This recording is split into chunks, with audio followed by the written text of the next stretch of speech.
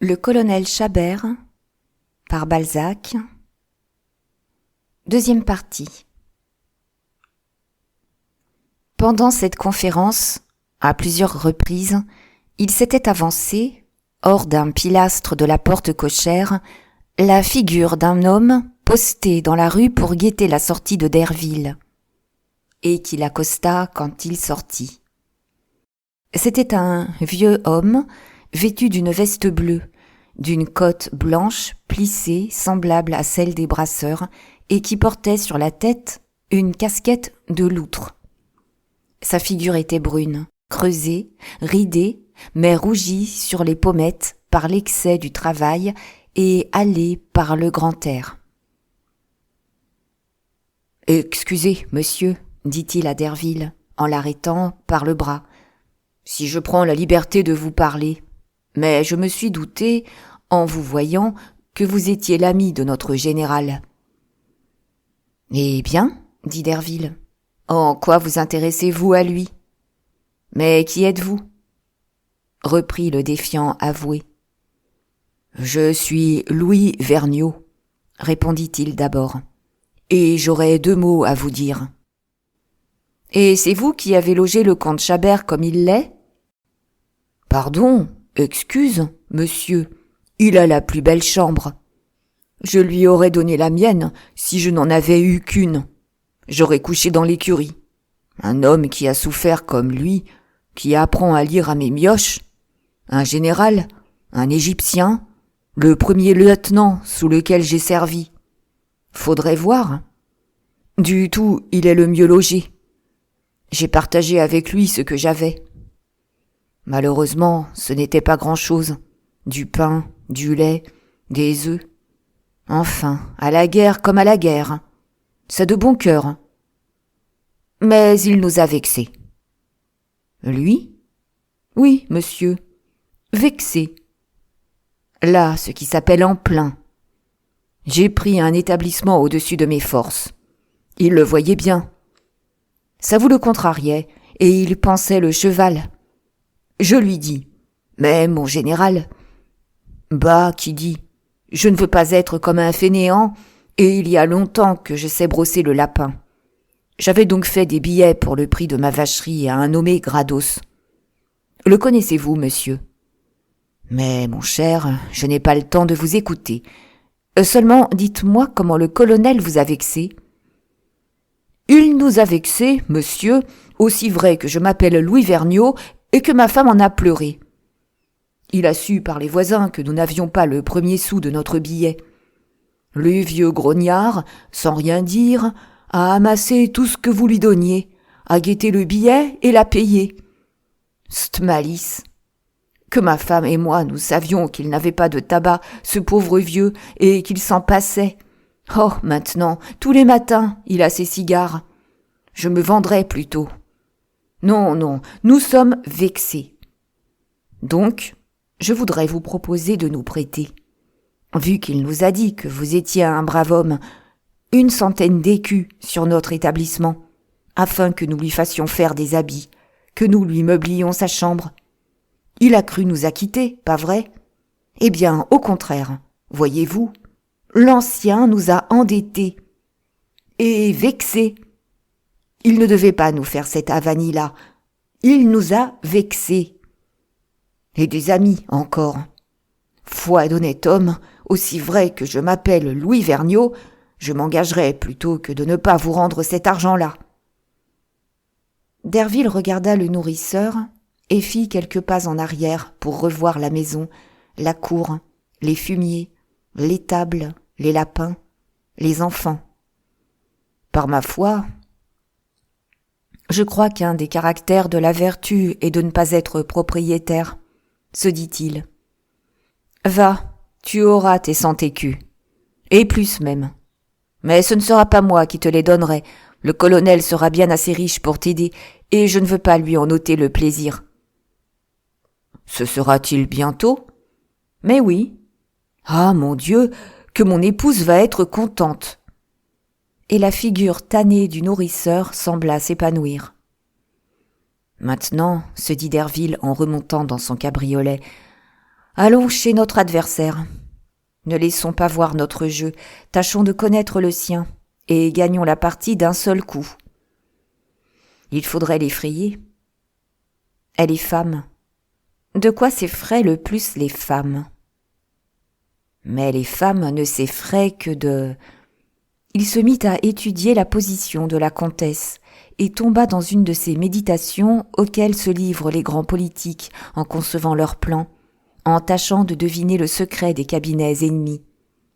Les avoués ne sont-ils pas, en quelque sorte, des hommes d'État chargés des affaires privées? Un coup d'œil jeté sur la situation de monsieur le comte Ferraud et de sa femme est ici nécessaire pour faire comprendre le génie de l'avoué. Monsieur le comte Ferraud était le fils d'un ancien conseiller au Parlement de Paris qui avait émigré pendant le temps de la Terreur et qui, s'il sauva sa tête, perdit sa fortune. Il rentra sous le consulat et resta constamment fidèle aux intérêts de Louis XVIII, dans les entours duquel était son père avant la Révolution. Il appartenait donc à cette partie du faubourg Saint-Germain qui résista noblement aux séductions de Napoléon. La réputation de capacité que se fit le jeune comte, alors simplement appelé Monsieur Ferraud, le rendit l'objet des coquetteries de l'empereur, qui souvent était aussi heureux de ses conquêtes sur l'aristocratie que du gain d'une bataille. On promit au comte la restitution de son titre, celle de ses biens non vendus. On lui montra dans le lointain un ministère, une sénatorerie.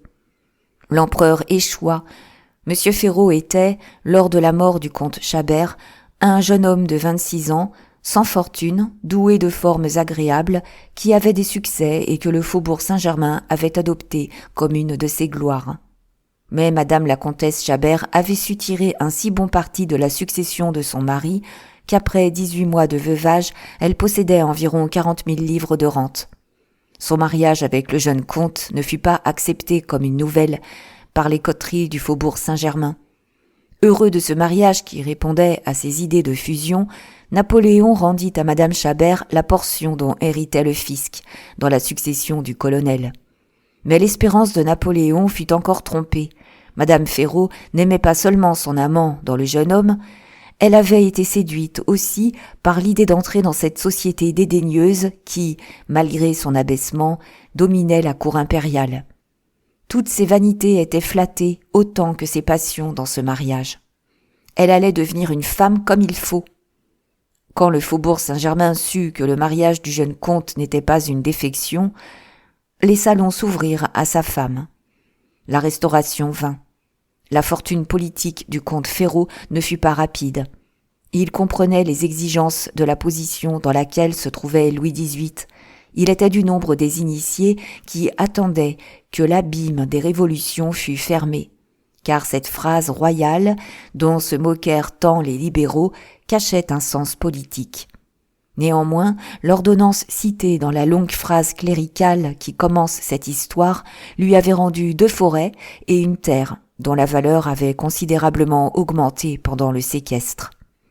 En ce moment, quoique le comte Ferraud fût conseiller d'État, directeur général, il ne considérait sa position que comme le début de sa fortune politique.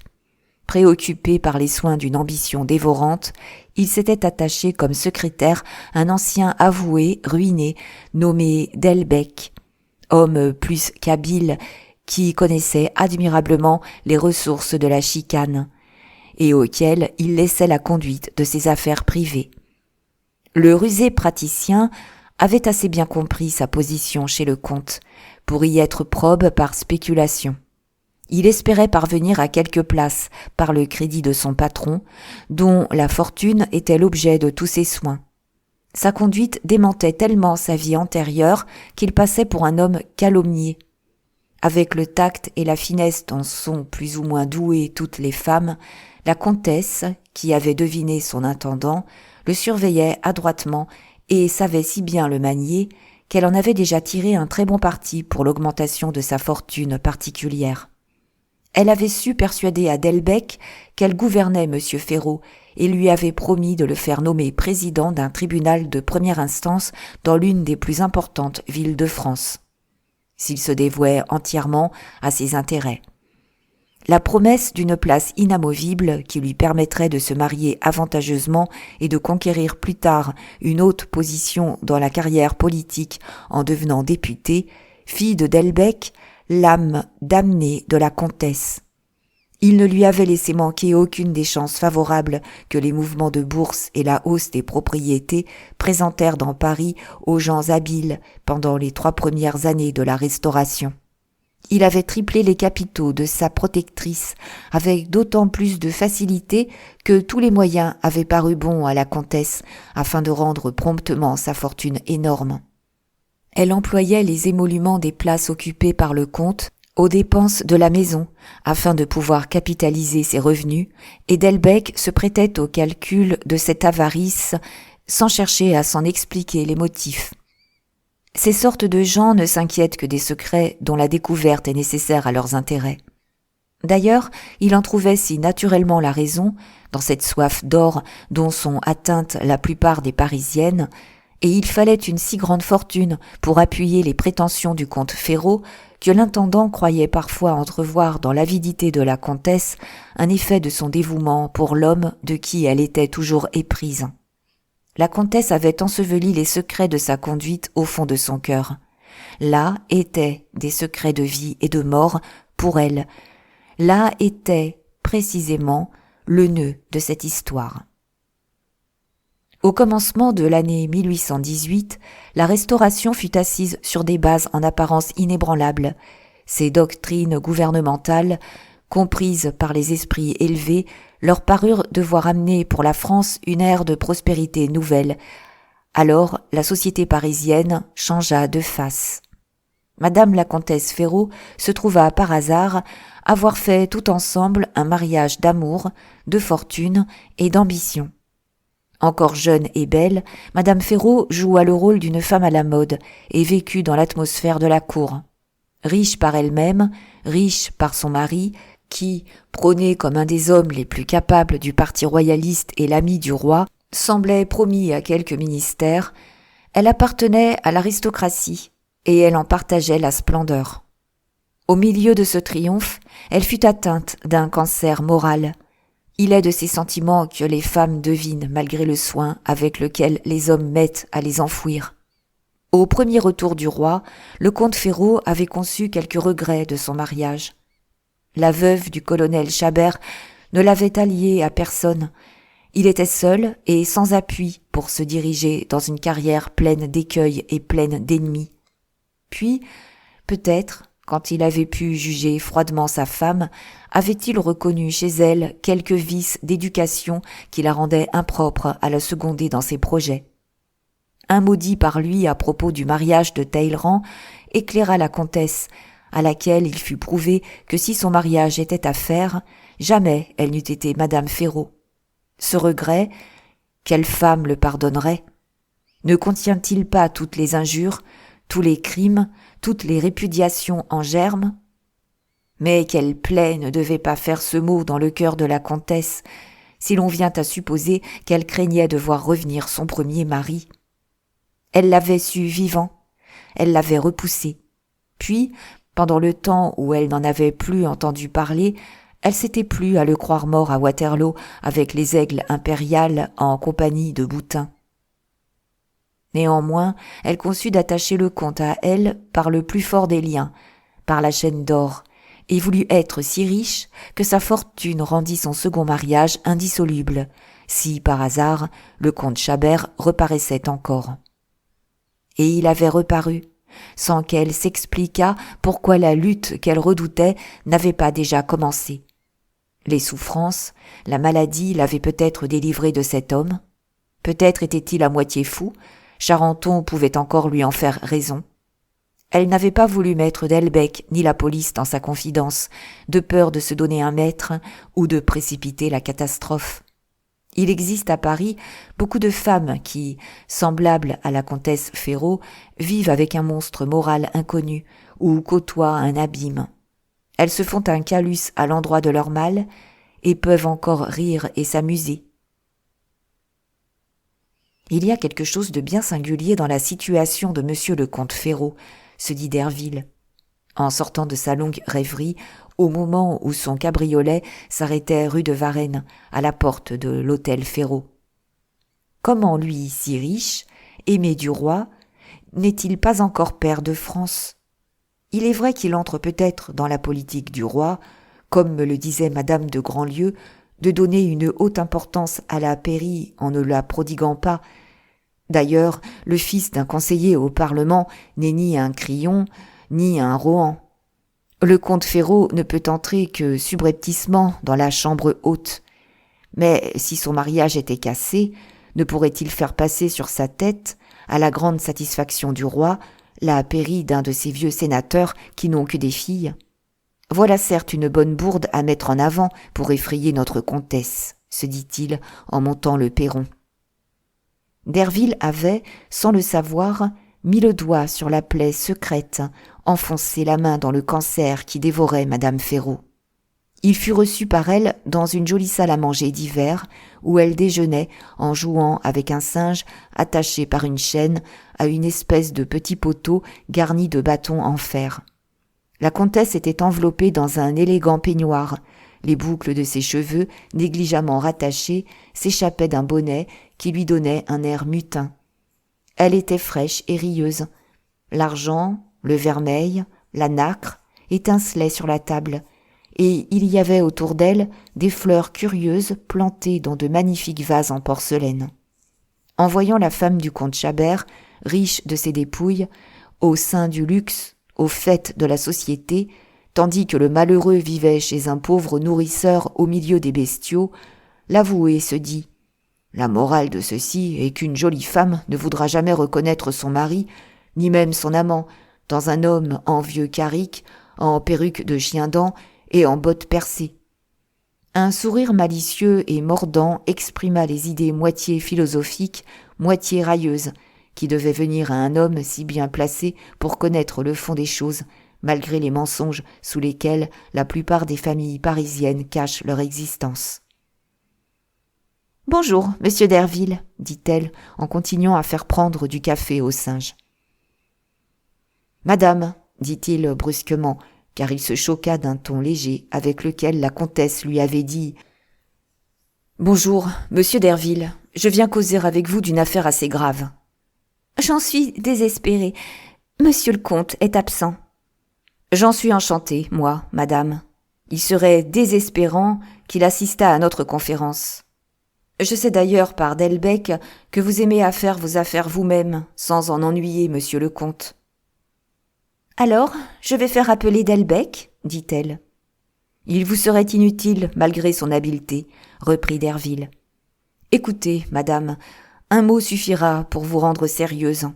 Le comte Chabert existe. »« Est-ce en disant de semblables bouffonneries que vous voulez me rendre sérieuse ?» dit-elle en partant d'un éclat de rire. Mais la comtesse fut tout à coup domptée par l'étrange lucidité du regard fixe par lequel Derville l'interrogeait en paraissant lire au fond de son âme. « Madame, répondit-il avec une gravité froide et perçante, vous ignorez l'étendue des dangers qui vous menacent. Je ne vous parlerai pas de l'incontestable authenticité des pièces, ni de la certitude des preuves qui attestent l'existence du comte Chabert. Je ne suis pas homme à me charger d'une mauvaise cause, vous le savez.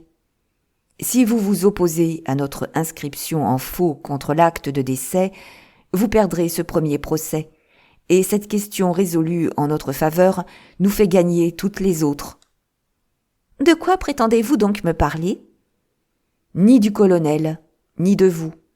Je ne vous parlerai pas non plus des mémoires que pourraient faire des avocats spirituels armés des faits curieux de cette cause et du parti qu'ils tireraient des lettres que vous avez reçues de votre premier mari avant la célébration de votre mariage avec votre second. »« Cela est faux, dit-elle avec toute la violence d'une petite maîtresse.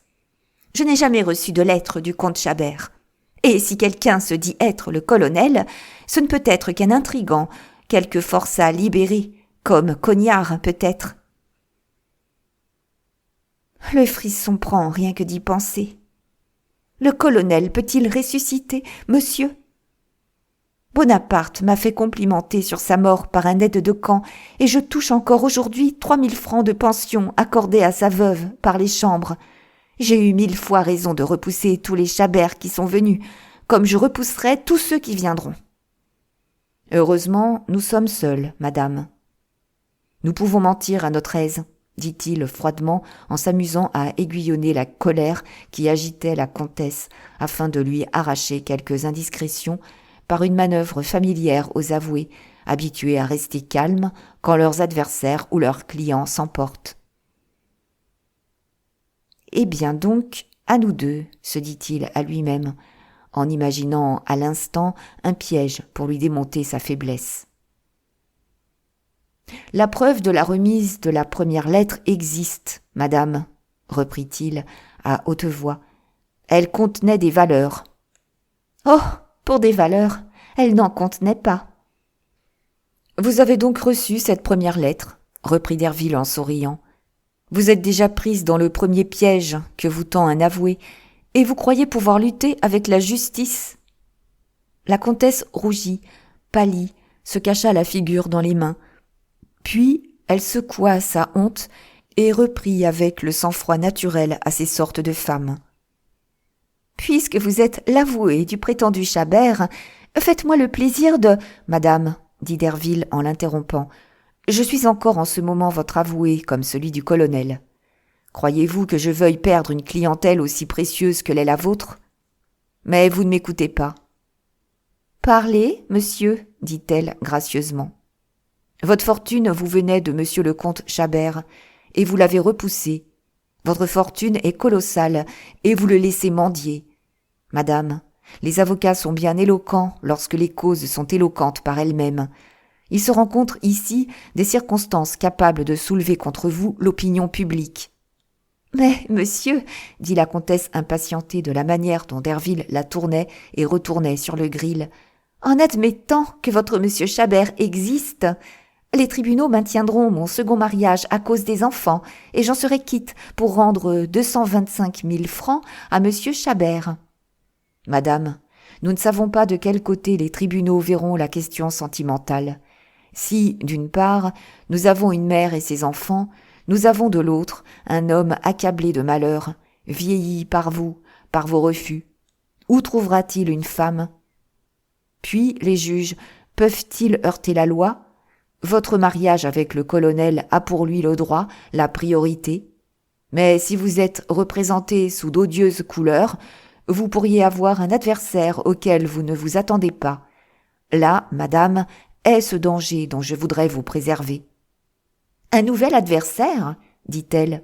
« Qui ? » ?»« Monsieur le comte Ferraud, madame. »« Monsieur Ferraud a pour moi un trop vif attachement, et, pour la mère de ses enfants, un trop grand respect. »« Ne parlez pas de ces niaiseries-là, » dit Derville en l'interrompant, « à des avoués habitués à lire au fond des cœurs.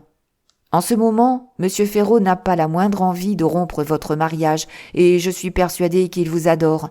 Mais si quelqu'un venait lui dire que son mariage peut être annulé, que sa femme sera traduite en criminelle au banc de l'opinion publique, « Il me défendrait, monsieur. »« Non, madame. »« Quelle raison aurait-il de m'abandonner, monsieur ? » ?»« Mais celle d'épouser la fille unique d'un pair de France, dont la pairie lui serait transmise par ordonnance du roi. » La comtesse pâlit.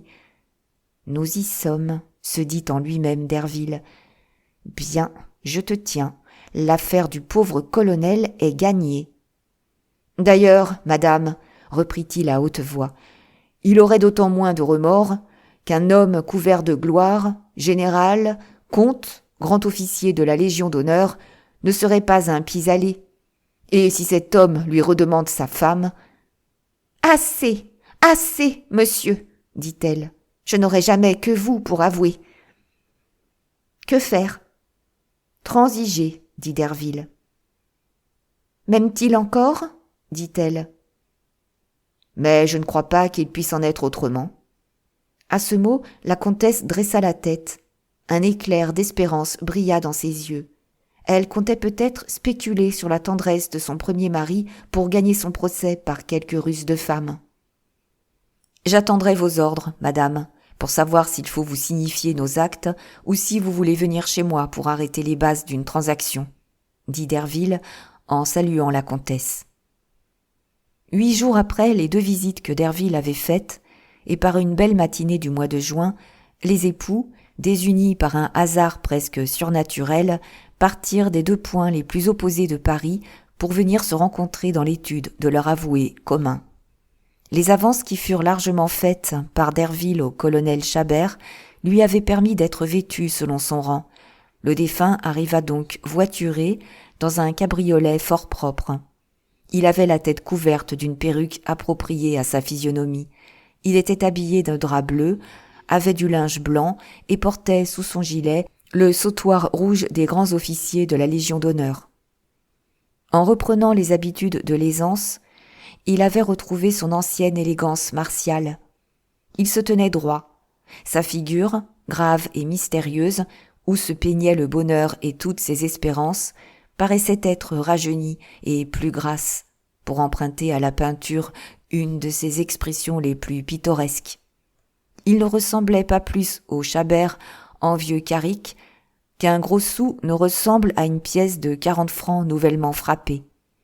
À le voir, les passants eussent facilement reconnu en lui l'un de ces beaux débris de notre ancienne armée, un de ces hommes héroïques sur lesquels se reflète notre gloire nationale, et qui la représente comme un éclat de glace illuminé par le soleil, semblant réfléchir tous les rayons. Ces vieux soldats sont tout ensemble des tableaux et des livres. Quand le comte descendit de sa voiture pour monter chez Derville, il sauta légèrement comme aurait pu faire un jeune homme. À peine son cabriolet avait-il retourné qu'un joli coupé tout armorié arriva. Madame la comtesse Ferraud en sortit dans une toilette simple, mais habilement calculée pour montrer la jeunesse de sa taille. Elle avait une jolie capote doublée de rose qui encadrait parfaitement sa figure, en dissimulant les contours, et la ravivait. Si les clients s'étaient rajeunis, l'étude était restée semblable à elle-même, et offrait alors le tableau par la description duquel cette histoire a commencé.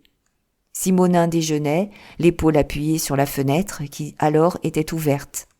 Et il regardait le bleu du ciel par l'ouverture de cette cour entourée de 4 corps de logis noirs. « Ah !» s'écria le petit clerc, « qui veut parier un spectacle que le colonel Chabert est général et cordon rouge. »« Le patron est un fameux sorcier, » dit Godeschal. « Il n'y a donc pas de tour à lui jouer cette fois ?» demanda Desroches. « C'est sa femme qui s'en charge, la comtesse Ferraud, » dit Boucard. « Allons, » dit Godeschal, « la comtesse Ferraud serait donc obligée d'être à 2. La voilà, » dit Simonin. En ce moment, le colonel entra et demanda Derville. « Il y est, monsieur le comte, » répondit Simonin. « Tu n'es donc pas sourd, petit drôle ?» dit Chabert en prenant le saute-ruisseau par l'oreille et la lui tortillant à la satisfaction des clercs, qui se mirent à rire et regardèrent le colonel avec la curieuse considération due à ce singulier personnage. Le comte Chabert était chez Derville au moment où sa femme entra par la porte de l'étude. « Dites donc, Boucard, il va se passer une singulière scène dans le cabinet du patron. Voilà une femme qui peut aller les jours pairs chez le comte Ferraud et les jours impairs chez le comte Chabert. »« Dans les années bissextiles, dit Godeschal, le comte y sera. »« Taisez-vous donc, messieurs. L'on peut entendre, dit sévèrement Boucard. Je n'ai jamais vu d'étude où l'on plaisanta comme vous le faites sur les clients. » Derville avait consigné le colonel dans la chambre à coucher quand la comtesse se présenta. « Madame, lui dit-il, ne sachant pas s'il vous serait agréable de voir monsieur le comte Chabert, je vous ai séparé. Si cependant vous désiriez... »« Monsieur, c'est une attention dont je vous remercie. » « J'ai préparé la minute d'un acte dont les conditions pourront être discutées par vous et par monsieur Chabert, séance tenante. J'irai alternativement de vous à lui pour vous présenter à l'un et à l'autre vos raisons respectives. »« Voyons, monsieur, » dit la comtesse en laissant échapper un geste d'impatience. Derville lut. Entre les sous-signés, monsieur Hyacinthe, dit Chabert, comte, maréchal de camp et grand officier de la Légion d'honneur, demeurant à Paris, rue du Petit-Banquier, d'une part, et la dame Rose Chapotel, épouse de monsieur le comte Chabert, ci-dessus nommée Née. « Passez, dit-elle, laissons les préambules, arrivons aux conditions. » Madame, dit l'avoué, le préambule explique succinctement la position dans laquelle vous vous trouvez l'un et l'autre. Puis, pour l'article 1er, vous reconnaissez, en présence de 3 témoins, qui sont 2 notaires et le nourrisseur chez lequel a demeuré votre mari, auquel j'ai confié sous le secret votre affaire, et qui garderont le plus profond silence. Vous reconnaissez, dis-je, que l'individu désigné dans les actes joints au soussaint, mais dont l'état se trouve d'ailleurs établi par un acte de notoriété préparé chez Alexandre Crottat, votre notaire, est le comte Chabert, votre premier époux. Par l'article 2, le comte Chabert, dans l'intérêt de votre bonheur, s'engage à ne pas faire usage de ses droits que dans les cas prévus par l'acte lui-même. Et ces cas, dit Derville en faisant une sorte de parenthèse, ne sont autres que la non-exécution des clauses de cette convention secrète. De son côté, reprit-il, M. Chabert consent à poursuivre de gré à gré avec vous un jugement qui annulera son acte de décès et prononcera la dissolution de son mariage. « Ça ne me convient pas du tout, dit la comtesse étonnée. Je ne veux pas de procès. Vous savez pourquoi ? Par l'article 3, dit l'avoué en continuant avec un flegme imperturbable. Vous vous engagez à constituer au nom de Hyacinthe, comte Chabert, une rente viagère de 24 000 francs, inscrite sur le grand livre de la dette publique, mais dont le capital vous sera dévolu à sa mort. « Mais c'est beaucoup trop cher, dit la comtesse. Pouvez-vous transiger à meilleur marché ? Peut-être. Que voulez-vous donc, madame ? Je veux. Je ne veux pas de procès. Je veux... Qu'il reste mort, dit vivement Derville en l'interrompant. Monsieur, dit la comtesse, s'il faut 24 000 livres de rente, nous plaiderons. Oui, nous plaiderons, s'écria d'une voix sourde le colonel, qui ouvrit la porte et apparut tout à coup devant sa femme, en tenant une main dans son gilet et l'autre étendue vers le parquet, geste auquel le souvenir de son aventure donnait une horrible énergie. C'est lui, se dit en elle-même la comtesse. Trop cher, reprit le vieux soldat. Je vous ai donné près d'1 million, et vous marchandez mon malheur ? Eh bien, je vous veux maintenant, vous et votre fortune. Nous sommes communs en biens, notre mariage n'a pas cessé. Mais monsieur n'est pas le colonel Chabert, s'écria la comtesse en feignant la surprise. Ah, dit le vieillard d'un ton profondément ironique. Voulez-vous des preuves ? Je vous ai prise au Palais-Royal. La comtesse pâlit. En la voyant pâlir sous son rouge, le vieux soldat, touché de la vive souffrance qu'il imposait à une femme jadis aimée avec ardeur, s'arrêta. Mais il en reçut un regard si venimeux qu'il reprit tout à coup. « Vous étiez chez la... »« De grâce, monsieur, dit la comtesse à l'avoué, trouvez bon que je quitte la place. Je ne suis pas venue ici pour entendre de semblables horreurs. » Elle se leva et sortit. Derville s'élança dans l'étude. La comtesse avait trouvé des ailes et s'était comme envolée. En revenant dans son cabinet, l'avoué trouva le colonel dans un violent accès de rage et se promenant à grands pas. Dans ce temps-là, chacun prenait sa femme où il voulait, disait-il. Mais j'ai eu tort de la mal choisir, de me fier à des apparences. Elle n'a pas de cœur. Eh bien, colonel, n'avais-je pas raison en vous priant de ne pas venir ? Je suis maintenant certain de votre identité. Quand vous vous êtes montré, la comtesse a fait un mouvement dont la pensée n'était pas équivoque. Mais vous avez perdu votre procès. Votre femme sait que vous êtes méconnaissable. Je la tuerai. Folie. Vous serez pris et guillotiné comme un misérable. D'ailleurs, peut-être manquerez-vous votre coup. Ce serait impardonnable. On ne doit jamais manquer sa femme quand on veut la tuer. Laissez-moi réparer vos sottises, grand enfant. Allez-vous-en. Prenez garde à vous. Elle serait capable de vous faire tomber dans quelque piège et de vous enfermer à Charenton. Je vais lui signifier nos actes afin de vous garantir de toute surprise. Le pauvre colonel obéit à son jeune bienfaiteur et sortit en lui balbutiant des excuses. Il descendait lentement les marches de l'escalier noir, perdu dans de sombres pensées, accablé peut-être par le coup qu'il venait de recevoir, pour lui le plus cruel, le plus profondément enfoncé dans son cœur, lorsqu'il entendit, en parvenant au dernier palier, le frôlement d'une robe, et sa femme apparut. « Venez, monsieur », lui dit-elle en lui prenant le bras par un mouvement semblable à ceux qui lui étaient familiers autrefois. L'action de la comtesse, l'accent de sa voix redevenue gracieuse, suffirent pour calmer la colère du colonel, qui se laissa mener jusqu'à la voiture. « Eh bien, montez donc !» lui dit la comtesse quand le valet eut achevé de déplier le marchepied. Et il se trouva, comme par enchantement, assis près de sa femme dans le coupé. « Où va madame ?» demanda le valet. « À Groslay, dit-elle. » Les chevaux partirent et traversèrent tout Paris. « Monsieur !» dit la comtesse au colonel d'un son de voix qui révélait une de ces émotions rares dans la vie et par lesquelles tout en nous est agité. En ces moments, cœur, fibres, nerfs, physionomie, âme et corps, tout, chaque pore même tressaille. La vie semble ne plus être en nous. Elle en sort et jaillit, elle se communique comme une contagion, se transmet par le regard, par l'accent de la voix, par le geste, en imposant notre vouloir aux autres. Le vieux soldat tressaillit en entendant ce seul mot, ce premier, ce terrible « Monsieur ». Mais aussi était-ce tout à la fois un reproche, une prière, un pardon, une espérance, un désespoir, une interrogation, une réponse. Ce mot comprenait tout. Il fallait être comédienne pour jeter tant d'éloquence, tant de sentiments dans un mot. Le vrai n'est pas si complet dans son expression.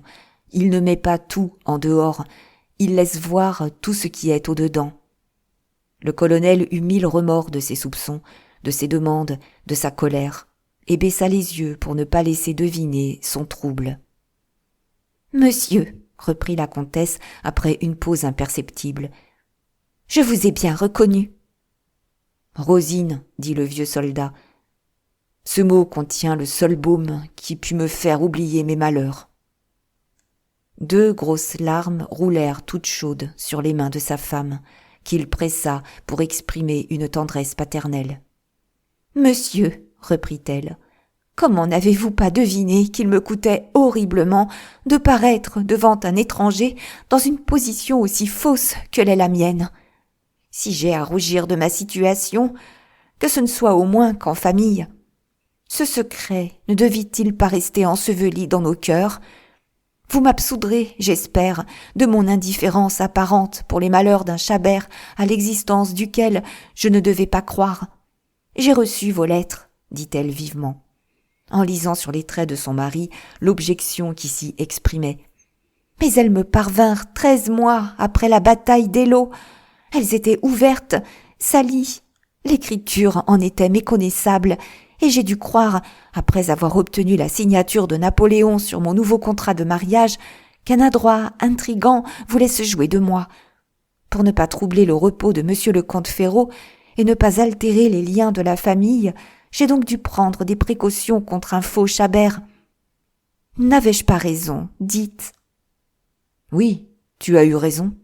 C'est moi qui suis un sot, un animal, une bête, de n'avoir pas su mieux calculer les conséquences d'une situation semblable. Mais où allons-nous ? dit le colonel en se voyant à la barrière de la chapelle. À ma campagne, près de Groslay, dans la vallée de Montmorency. Là, monsieur, nous réfléchirons ensemble au parti que nous devons prendre. Je connais mes devoirs. Si je suis à vous en droit, je ne vous appartiens plus en fait. Pouvez-vous désirer que nous devenions la fable de tout Paris ? N'instruisons pas le public de cette situation qui, pour moi, présente un côté ridicule, et sachons garder notre dignité. Vous m'aimez encore, reprit-elle, en jetant sur le colonel un regard triste et doux. Mais moi, n'ai-je pas été autorisée à former d'autres liens ? En cette singulière position, Une voix secrète me dit d'espérer en votre bonté qui m'est si connue. Aurais-je donc tort en vous prenant pour seul et unique arbitre de mon sort? Soyez juge et partie. Je me confie à la noblesse de votre caractère. Vous aurez la générosité de me pardonner les résultats de fautes innocentes. Je vous l'avouerai donc, j'aime monsieur Ferraud. Je me suis cru en droit de l'aimer. Je ne rougis pas de cet aveu devant vous. S'il vous offense, il ne vous déshonore point. Je ne puis vous cacher les faits. Quand le hasard m'a laissée veuve, je n'étais pas mère. Le colonel fit un signe de main à sa femme pour lui imposer silence, et ils restèrent sans proférer un seul mot pendant une demi-lieue. Chabert croyait voir les deux petits-enfants devant lui. « Rosine !»« Monsieur ?» ?»« Les morts ont donc bien tort de revenir ?»« Oh, monsieur, non, non, ne me croyez pas ingrate. Seulement, vous trouvez une amante, une mère, là où vous aviez laissé une épouse. S'il n'est plus en mon pouvoir de vous aimer, je sais tout ce que je vous dois, et puis vous offrir encore toutes les affections d'une fille. » Rosine, reprit le vieillard d'une voix douce, je n'ai plus aucun ressentiment contre toi. Nous oublierons tout, ajouta-t-il avec un de ces sourires dont la grâce est toujours le reflet d'une belle âme. Je ne suis pas assez peu délicat pour exiger les semblants de l'amour chez une femme qui n'aime plus. La comtesse lui lança un regard empreint d'une telle reconnaissance que le pauvre Chabert aurait voulu rentrer dans sa fosse d'Eylau. Certains hommes ont une âme assez forte pour de tels dévouements, dont la récompense se trouve pour eux dans la certitude d'avoir fait le bonheur d'une personne aimée. « Mon ami, nous parlerons de tout ceci plus tard et à cœur reposé, » dit la comtesse. La conversation prit un autre cours, car il était impossible de la continuer longtemps sur ce sujet. Quoique les deux époux revinssent souvent à leur situation bizarre, soit par des allusions, soit sérieusement, ils firent un charmant voyage, se rappelant les événements de leur union passée et les choses de l'Empire.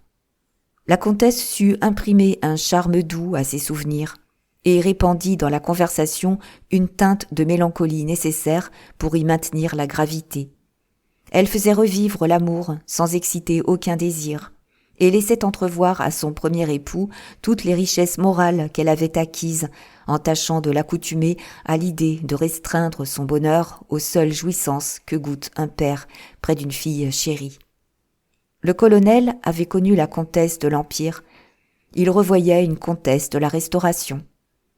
Enfin, les deux époux arrivèrent par un chemin de traverse à un grand parc situé dans la petite vallée qui sépare les hauteurs de Margency du joli village de Groslay. La comtesse possédait là une délicieuse maison où le colonel vit, en arrivant, tous les apprêts que nécessitait son séjour et celui de sa femme. Le malheur est une espèce de talisman dont la vertu consiste à corroborer notre constitution primitive. Il augmente la défiance et la méchanceté chez certains hommes, comme il accroît la bonté de ceux qui ont un cœur excellent. L'infortune avait rendu le colonel encore plus secourable et meilleur qu'il ne l'avait été. Il pouvait donc s'initier au secret des souffrances féminines qui sont inconnues à la plupart des hommes. Néanmoins, malgré son peu de défiance, il ne put s'empêcher de dire à sa femme « Vous étiez donc bien sûre de m'emmener ici ?»« Oui, répondit-elle, si je trouvais le colonel Chabert dans le plaideur. » L'air de vérité qu'elle sut mettre dans cette réponse dissipa les légers soupçons que le colonel eut honte d'avoir conçus. Pendant 3 jours, la comtesse fut admirable près de son premier mari. Par de tendres soins et par sa constante douceur, elle semblait vouloir effacer le souvenir des souffrances qu'il avait endurées, se faire pardonner les malheurs que, suivant ses aveux, elle avait innocemment causés. Elle se plaisait à déployer pour lui, tout en lui faisant apercevoir une sorte de mélancolie, les charmes auxquels elle le savait faible. Car nous sommes plus particulièrement accessibles à certaines façons, à des grâces de cœur ou d'esprit auxquelles nous ne résistons pas. Elle voulait l'intéresser à sa situation et l'attendrir assez pour s'emparer de son esprit et disposer souverainement de lui. Décidée à tout pour arriver à ses fins, elle ne savait pas encore ce qu'elle devait faire de cet homme, mais certes, elle voulait l'anéantir socialement. Le soir du 3e jour, elle sentit que, malgré ses efforts, elle ne pouvait cacher les inquiétudes que lui causait le résultat de ses manœuvres. Pour se trouver un moment à l'aise, elle monta chez elle, s'assit à son secrétaire, déposa le masque de tranquillité qu'elle conservait devant le comte Chabert, comme une actrice qui, rentrant fatiguée dans sa loge après un 5e acte pénible, tombe demi-morte et laisse dans la salle une image d'elle-même à laquelle elle ne ressemble plus. Elle se mit à finir une lettre commencée qu'elle écrivait à Delbecq, à qui elle disait d'aller, en son nom, demander chez Derville communication des actes qui concernaient le colonel Chabert, de les copier et de venir aussitôt la trouver à Groslay. À peine avait-elle achevé qu'elle entendit dans le corridor le bruit des pas du colonel, qui, tout inquiet, venait la retrouver. « Hélas, dit-elle à haute voix, je voudrais être morte. Ma situation est intolérable. »« Eh bien, qu'avez-vous donc ?» demanda le bonhomme. « Rien, rien, dit-elle. » Elle se leva, laissa le colonel et descendit pour parler sans témoin à sa femme de chambre, qu'elle fit partir pour Paris en lui recommandant de remettre elle-même à Delbecq la lettre qu'elle venait d'écrire, et de la lui rapporter aussitôt qu'il l'aurait lue. Puis la comtesse alla s'asseoir sur un banc où elle était assez en vue pour que le colonel vînt l'y trouver aussitôt qu'il le voudrait. Le colonel, qui déjà cherchait sa femme, accourut et s'assit près d'elle. « Rosine, lui dit-il, qu'avez-vous » Elle ne répondit pas.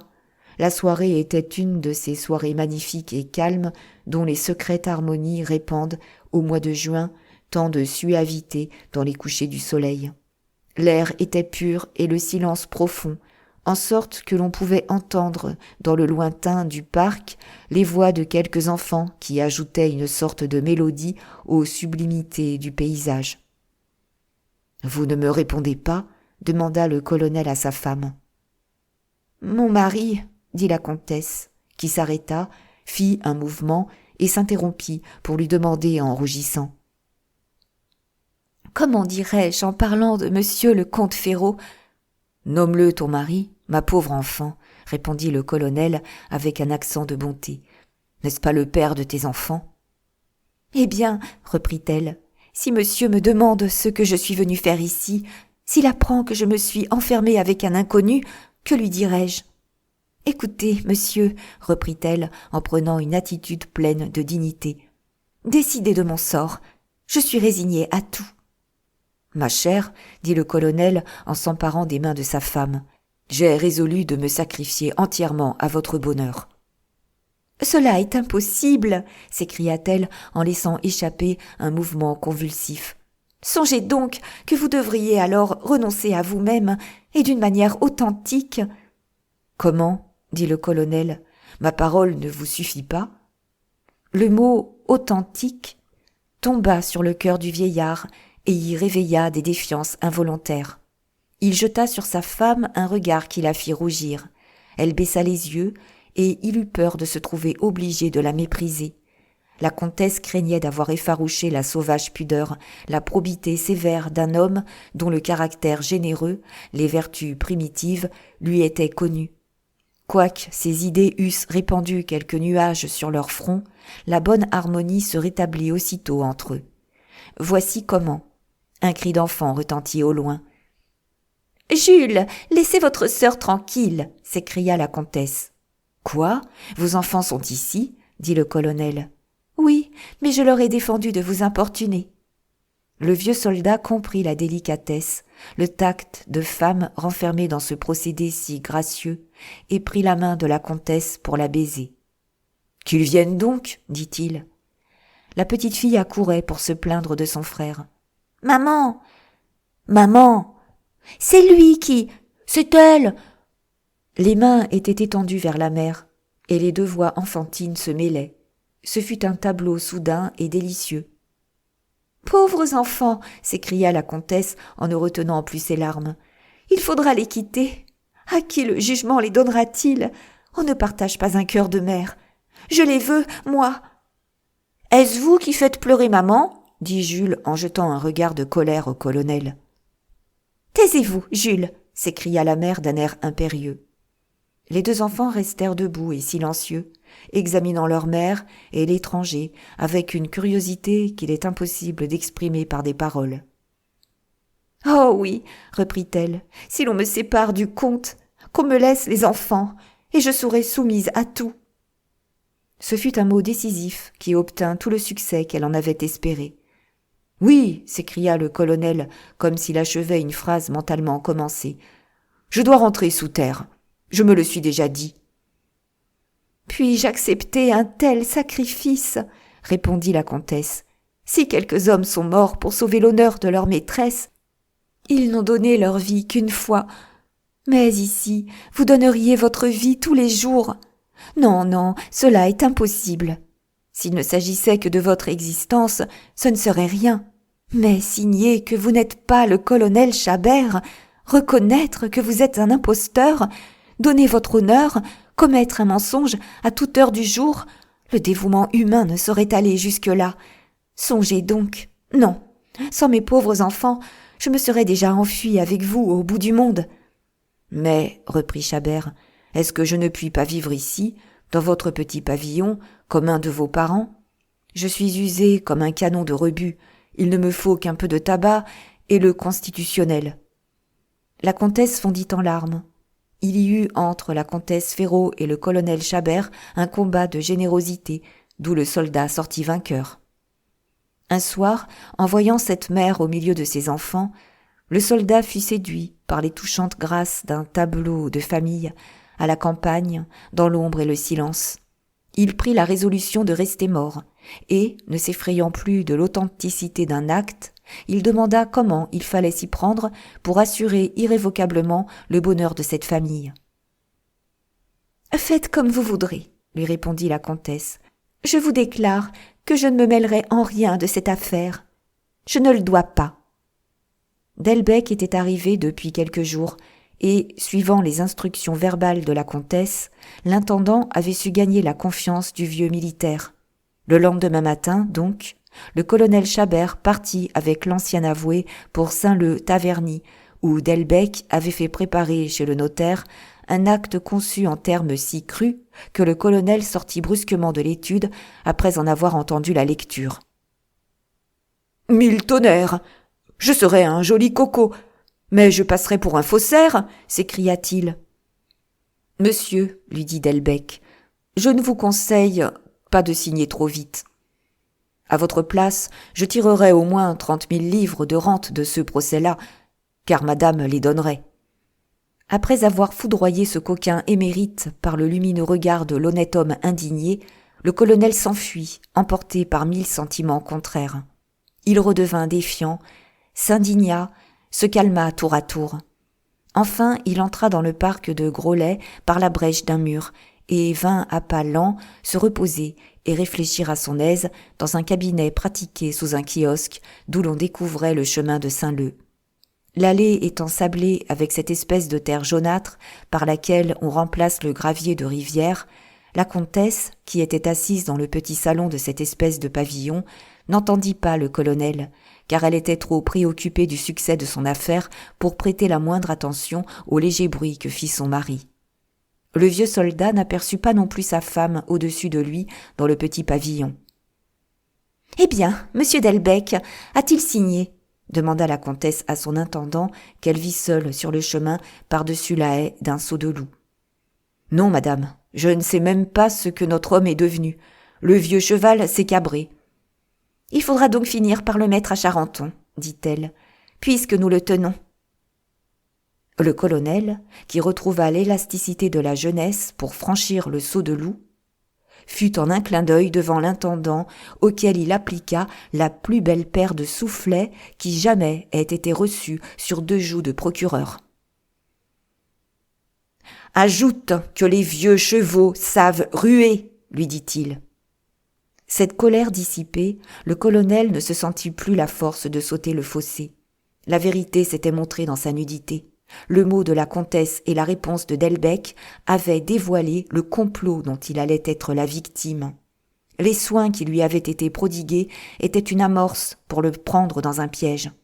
Ce mot fut comme une goutte de quelque poison subtil qui détermina chez le vieux soldat le retour de ses douleurs, et physiques et morales. Il revint vers le kiosque par la porte du parc, en marchant lentement comme un homme affaissé. Donc, ni paix ni trêve pour lui. Dès ce moment, il fallait commencer avec cette femme la guerre odieuse dont lui avait parlé Derville. Entrer dans une vie de procès, se nourrir de fiel, boire chaque matin un calice d'amertume. Puis, pensée affreuse, où trouver l'argent nécessaire pour payer les frais des premières instances? Il lui prit un si grand dégoût de la vie que s'il avait eu de l'eau près de lui, il s'y serait jeté, que s'il avait eu des pistolets, il se serait brûlé la cervelle. Puis il retomba dans l'incertitude d'idées qui, depuis sa conversation avec Derville chez le nourrisseur, avait changé son moral. Enfin, arrivé devant le kiosque, il monta dans le cabinet aérien dont les rosaces de verre offraient la vue de chacune des ravissantes perspectives de la vallée et où il trouva sa femme assise sur une chaise. La comtesse examinait le paysage et gardait une contenance pleine de calme en montrant cette impénétrable physionomie que savent prendre les femmes déterminées à tout. Elle s'essuya les yeux comme si elle eût versé des pleurs et joua par un geste distrait avec le long ruban rose de sa ceinture. Néanmoins, malgré son assurance apparente, elle ne put s'empêcher de frissonner en voyant devant elle son vénérable bienfaiteur, debout, les bras croisés, la figure pâle, le front sévère.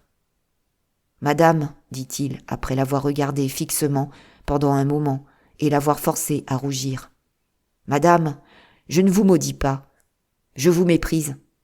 Maintenant, je remercie le hasard qui nous a désunis. Je ne sens même pas un désir de vengeance. Je ne vous aime plus. Je ne veux rien de vous. Vivez tranquille sur la foi de ma parole. Elle vaut mieux que les griffonnages de tous les notaires de Paris. Je ne réclamerai jamais le nom que j'ai peut-être illustré. Je ne suis plus qu'un pauvre diable nommé Hyacinthe qui ne demande que sa place au soleil. Adieu. » La comtesse se jeta aux pieds du colonel et voulut le retenir en lui prenant les mains, mais il la repoussa avec dégoût en lui disant « Ne me touchez pas !» La comtesse fit un geste intraduisible lorsqu'elle entendit le bruit des pas de son mari. Puis, avec la profonde perspicacité que donne une haute scélératesse ou le féroce égoïsme du monde, elle crut pouvoir vivre en paix sur la promesse et le mépris de ce loyal soldat. Chabert disparut en effet. Le nourrisseur fit faillite et devint cocher de cabriolet. Peut-être le colonel s'adonna-t-il d'abord à quelque industrie du même genre. Peut-être, semblable à une pierre lancée dans un gouffre, alla-t-il, de cascade en cascade, s'abîmer dans cette boue de haillons qui foisonne à travers les rues de Paris. 6 mois après cet événement, Derville, qui n'entendait plus parler ni du colonel Chabert ni de la comtesse Ferraud, pensa qu'il était survenu sans doute entre eux une transaction que, par vengeance, la comtesse avait fait dresser dans une autre étude. Alors, un matin, il supputa les sommes avancées au dit Chabert, y ajouta les frais et pria la comtesse Ferraud de réclamer à monsieur le comte Chabert le montant de ce mémoire, en présumant qu'elle savait où se trouvait son premier mari. Le lendemain même, l'intendant du comte Ferraud, récemment nommé président du tribunal de première instance dans une ville importante, écrivit à Derville ce mot désolant. « Monsieur, Madame la comtesse Ferraud me charge de vous prévenir que votre client avait complètement abusé de votre confiance et que l'individu, qui disait être le comte Chabert, a reconnu avoir indûment pris de fausses qualités, agréé, etc., Delbecq. On rencontre des gens qui sont aussi, ma parole d'honneur, par trop bêtes. Ils ont volé le baptême, s'écria Derville. Soyez donc humain, généreux, philanthrope et avoué. Vous vous faites enfoncer. Voilà une affaire qui me coûte plus de 2 billets de 1000 francs. 2 ans après la réception de cette lettre, Derville cherchait au palais un avocat auquel il voulait parler et qui plaidait à la police correctionnelle. Le hasard voulut que Derville entrât à la 6e chambre au moment où le président condamnait comme vagabond le nommé Hyacinthe à 2 mois de prison et ordonnait qu'il fût ensuite conduit au dépôt de mendicité de Saint-Denis, sentence qui, d'après la jurisprudence des préfets de police, équivaut à une détention perpétuelle. Au nom d'Hyacinthe, Derville regarda le délinquant assis entre 2 gendarmes sur le banc des prévenus et reconnut, dans la personne du condamné, son faux colonel Chabert. Le vieux soldat était calme, immobile, presque distrait. Malgré ses haillons, malgré la misère empreinte sur sa physionomie, elle déposait d'une noble fierté. Son regard avait une expression de stoïcisme qu'un magistrat n'aurait pas dû méconnaître, mais, dès qu'un homme tombe entre les mains de la justice, il n'est plus qu'un être moral, une question de droit ou de fait. Comme aux yeux des statisticiens, il devient un chiffre. Quand le soldat fut reconduit au greffe pour être emmené plus tard avec la fournée de vagabonds que l'on jugeait en ce moment, Derville usa du droit qu'ont les avoués d'entrer partout au palais, l'accompagna au greffe et l'y contempla pendant quelques instants, ainsi que les curieux mendiants parmi lesquels il se trouvait. L'antichambre du greffe offrait alors un de ces spectacles que malheureusement ni les législateurs, ni les philanthropes, ni les peintres, ni les écrivains ne viennent étudier. Comme tous les laboratoires de la chicane, cette antichambre est une pièce obscure et puante, dont les murs sont garnis d'une banquette en bois noirci par le séjour perpétuel des malheureux qui viennent à ce rendez-vous de toutes les misères sociales, et auquel pas un d'eux ne manque. Un poète dirait que le jour a honte d'éclairer ce terrible égout par lequel passe tant d'infortunes. Il n'est pas une seule place où ne se soit assis quelque crime en germe ou consommé, pas un seul endroit où ne se soit rencontré quelque homme qui, désespéré par la légère flétrissure que la justice avait imprimée à sa première faute, n'ait commencé une existence au bout de laquelle devait se dresser la guillotine ou détonner le pistolet du suicide. Tous ceux qui tombent sur le pavé de Paris rebondissent contre ces murailles jaunâtres, sur lesquelles un philanthrope qui ne serait pas un spéculateur pourrait déchiffrer la justification des nombreux suicides dont se plaignent des écrivains hypocrites, incapables de faire un pas pour les prévenir, et qui se trouvent écrites dans cette antichambre, espèce de préface pour les drames de la morgue ou pour ceux de la place de Grève. En ce moment, le colonel Chabert s'assit au milieu de ces hommes à face énergique, vêtus des horribles livrées de la misère, silencieux par intervalles ou causant à voix basse, car 3 gendarmes de faction se promenaient en faisant retentir leurs sabres sur le plancher. « Me reconnaissez-vous » dit Derville au vieux soldat en se plaçant devant lui. « Oui, monsieur » répondit Chabert en se levant. « Si vous êtes un honnête homme, reprit Derville à voix basse, comment avez-vous pu rester mon débiteur ?» Le vieux soldat rougit comme aurait pu le faire une jeune fille accusée par sa mère d'un amour clandestin. « Quoi ? Madame Ferraud ne vous a pas payé ?» s'écria-t-il à haute voix. « Payé ?» dit Derville. « Elle m'a écrit que vous étiez un intrigant. » Le colonel leva les yeux par un sublime mouvement d'horreur et d'imprécation, comme pour en appeler au ciel de cette tromperie nouvelle. « Monsieur, dit-il d'une voix calme à force d'altération. Monsieur, dit-il d'une voix calme à force d'altération. Obtenez des gendarmes la faveur de me laisser entrer au greffe. Je vais vous signer un mandat qui sera certainement acquitté. Sur un mot dit par Derville au brigadier, il lui fut permis d'emmener son client dans le greffe, où Hyacinthe écrivit quelques lignes adressées à la comtesse Ferraud. « Envoyez cela chez elle, » dit le soldat, « et vous serez remboursé de vos frais et de vos avances. Croyez, monsieur, que si je ne vous ai pas témoigné la reconnaissance que je vous dois pour vos bons offices, elle n'en est pas moins là, » dit-il en se mettant la main sur le cœur. « Oui, elle est là, pleine et entière. Mais que peuvent les malheureux ? Ils aiment. Voilà tout. »« Comment ?» lui dit Derville. « N'avez-vous pas stipulé pour vous quelque rente ? » « Ne me parlez pas de cela, répondit le vieux militaire. Vous ne pouvez pas savoir jusqu'où va mon mépris pour cette vie extérieure à laquelle tiennent la plupart des hommes. J'ai subitement été pris d'une maladie, le dégoût de l'humanité. Quand je pense que Napoléon est à Sainte-Hélène, tout ici-bas m'est indifférent. Je ne puis plus être soldat. Voilà tout mon malheur. Enfin, ajouta-t-il en faisant un geste plein d'enfantillage, il vaut mieux avoir du luxe dans ses sentiments que sur ses habits. Je ne crains, moi, le mépris de personne. Et le colonel alla se remettre sur son banc. Derville sortit.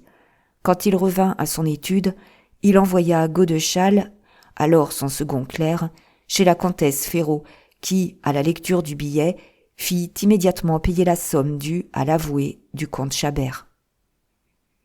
En 1832, vers la fin du mois de juin, un jeune avoué allait à Ris en compagnie de son prédécesseur.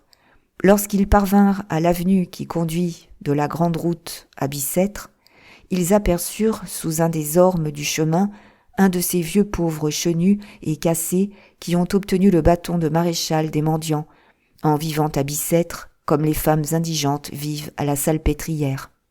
Cet homme, l'un des 2000 malheureux logés dans l'hospice de la vieillesse, était assis sur une borne et paraissait concentrer toute son intelligence dans une opération bien connue des invalides et qui consiste à faire sécher au soleil le tabac de leurs mouchoirs, pour éviter de les blanchir, peut-être. Ce vieillard avait une physionomie attachante. Il était vêtu de cette robe de drap rougeâtre que l'hospice accorde à ses hôtes, espèce de livrée horrible. « Tenez, Derville, dit le jeune homme à son compagnon de voyage, voyez donc ce vieux. Ne ressemble-t-il pas à ces grotesques qui nous viennent d'Allemagne ? Et cela vit, et cela est heureux, peut-être. » Derville prit son lorgnon, regarda le pauvre, laissa échapper un mouvement de surprise et dit « Ce vieux-là, mon cher, est tout un poème, ou, comme disent les romantiques, un drame. As-tu rencontré quelquefois la comtesse Ferraud ? Oui, c'est une femme d'esprit et très agréable, mais un peu trop dévote. Ce vieux bicétrien est son mari légitime, le comte Chabert, l'ancien colonel. Elle l'aura sans doute fait placer là. S'il est dans cet hospice au lieu d'habiter un hôtel, c'est uniquement pour avoir rappelé à la jolie comtesse Ferraud qu'il l'avait prise, comme un fiacre, sur la place. Je me souviens encore du regard de tigre qu'elle lui jeta dans ce moment-là. Ce début ayant excité la curiosité du jeune homme auquel Derville avait récemment vendu sa charge, l'ancien avoué lui raconta l'histoire qui précède. 2 jours après, le lundi matin, en revenant à Paris, les 2 amis jetèrent un coup d'œil sur Bicêtre, et Derville proposa d'aller voir le colonel Chabert. À moitié chemin de l'avenue, les 2 gens de loi trouvèrent assis sur la souche d'un arbre abattu le vieillard qui tenait à la main un bâton et s'amusait à tracer des raies sur le sable. En le regardant attentivement, ils s'aperçurent qu'il venait de déjeuner autre part qu'à l'établissement. « Bonjour, colonel Chabert, » lui dit Derville. « Pas Chabert, pas Chabert. Je me nomme Hyacinthe, » répondit le vieillard. « Je ne suis plus un homme. Je suis le numéro 164, 7e salle, » ajouta-t-il en regardant Derville avec une anxiété peureuse, avec une crainte de vieillard et d'enfant. « Vous allez voir le condamné à mort ?» dit-il après un moment de silence. « Il n'est pas marié, lui. Il est bien heureux. »« Pauvre homme, » dit Derville. « Voulez-vous de l'argent pour acheter du tabac ?» Avec toute la naïveté d'un gamin de Paris, le colonel tendit avidement la main à chacun des 2 inconnus qui lui donnèrent une pièce de 20 francs. Il les remercia par un regard stupide en disant « Brave troupier !» Il se mit au port d'armes, feignit de les coucher en joue et s'écria en souriant « Feu des 2 pièces ! Vive Napoléon !» Et il décrivit en l'air avec sa canne une arabesque imaginaire. « Le genre de sa blessure l'aura fait tomber en enfance, » dit Derville. « Lui, en enfance !» s'écria un vieux bicétrien qui les regardait. « Ah, il y a des jours où il ne faut pas lui marcher sur le pied. C'est un vieux malin plein de philosophie et d'imagination. Mais aujourd'hui, que voulez-vous ? Il a fait le lundi. Monsieur, en 1820, il était déjà ici.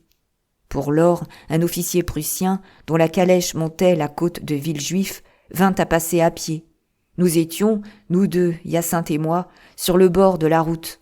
Cet officier causait en marchant avec un autre, avec un Russe, ou quelque animal de la même espèce.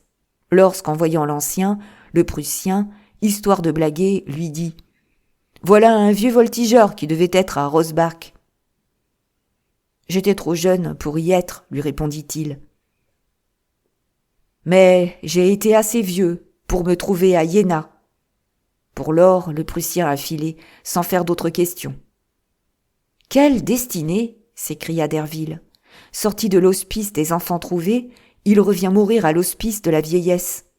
Après avoir, dans l'intervalle, aidé Napoléon à conquérir l'Égypte et l'Europe. Savez-vous, mon cher, reprit Derville, après une pause, qu'il existe dans notre société 3 hommes, le prêtre, le médecin et l'homme de justice, qui ne peuvent pas estimer le monde?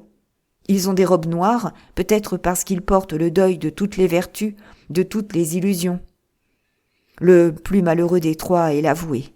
Quand l'homme vient trouver le prêtre, il arrive poussé par le repentir, par le remords, par des croyances qui le rendent intéressant, qui le grandissent et consolent l'âme du médiateur dont la tâche ne va pas sans une sorte de jouissance.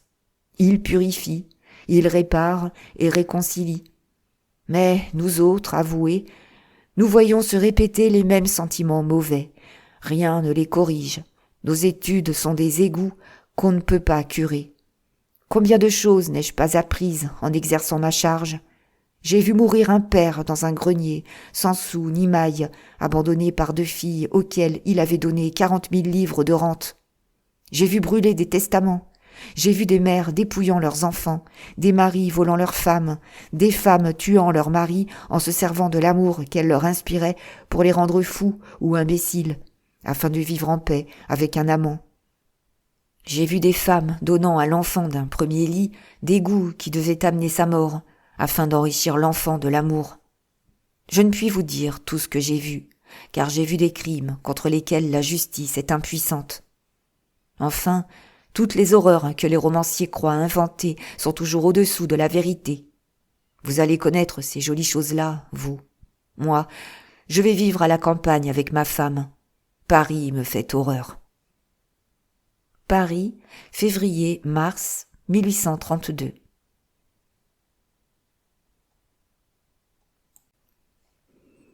Merci d'avoir écouté. Si vous avez aimé, n'oubliez pas de mettre un pouce, un commentaire ou partager. À demain pour un nouvel épisode, ou à bientôt sur cette chaîne.